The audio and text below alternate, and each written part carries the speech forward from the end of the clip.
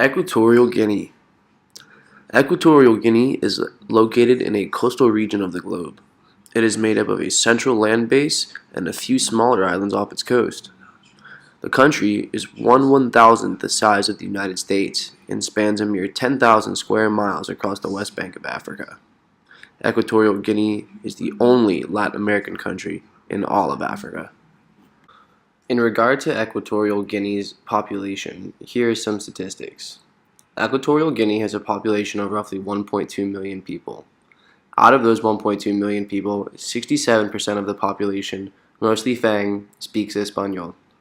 Equatorial Guinea has a huge wealth disparity, with the majority of the country, 76.8% to be exact, are living in poverty.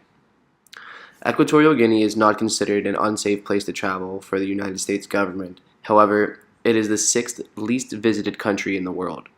This is due to its large military presence and lack of suburbanization. Equatorial Guinea has a few modern cities, but most of the urban environments surrounding districts are pretty undeveloped. Because of this, most of the country's wealth is tightly concentrated. Although more than half of Equatorial Guinea's inhabitants lack access to clean drinking water, the country itself is by no means poor. It's actually the richest country in all of Africa due to its massive oil fields and fuel production. Massive, as in the greatest level of production south of the Sahara. Equatorial Guinea is ruled by a totalitarian government led by President Teodoro Obiang Mambasogo. Mambasogo seized power from his uncle Francisco Nguma after his uncle had 4 members of the royal family, including Teodoro's brother, killed for suspected treason. Since the coup in 1979, President Teodoro Mambasogo has ruled with an iron fist and flaunted a lavish lifestyle, all whilst combating the people's right to free speech and freedom of press. Recently, he appointed his son as vice president and heir to rule should he no longer be fit to reign.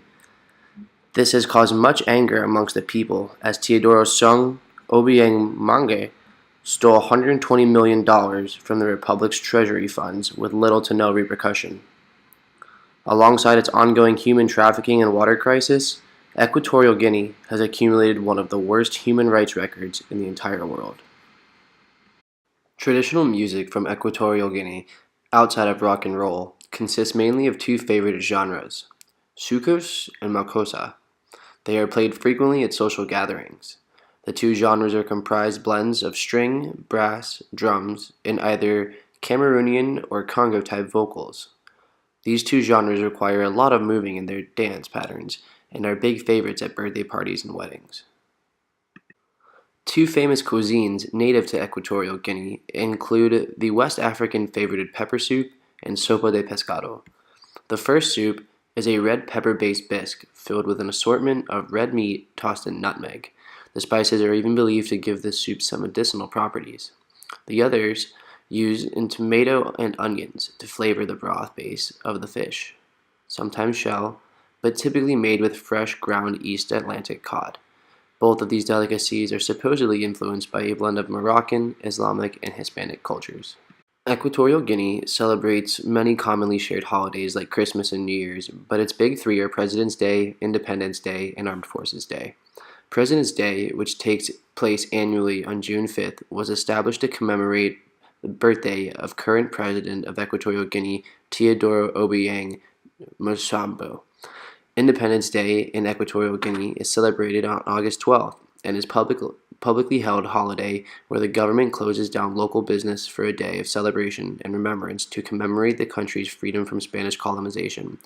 Armed Forces Day, which takes place a week earlier on August 3rd, is a statewide holiday designated to honor the military. Annually, the nation's military members will gather for a large feast where exhibitions take place to showcase their military strength. It is not a day off for average citizens, only for the country's active and retired military members. All of these holidays are certainly used as a message to its inhabitants that the government is very powerful and in control, making the hope of future efforts for change very minimal.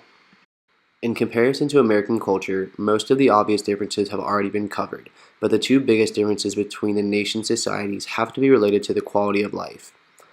Because the wealth is confined to the top literal 0.1%, All of Equatorial Guinea's power is held by less than 25 men. These people have no say in who their president is or how their government works, which is why 76.9% of Equatorial Guinea lives in poverty, and about half the nation is forced to live their lives somehow surviving without clean drinking water. To end on a more positive note, both countries do have a couple similarities. Like previously stated, both countries allow for the freedom of religion and celebrate holidays like Christmas and Easter. Another cool example is that the two nations like to host music festivals to showcase the diverse cultures present in their populations. I hope you enjoy this presentation on Equatorial Guinea.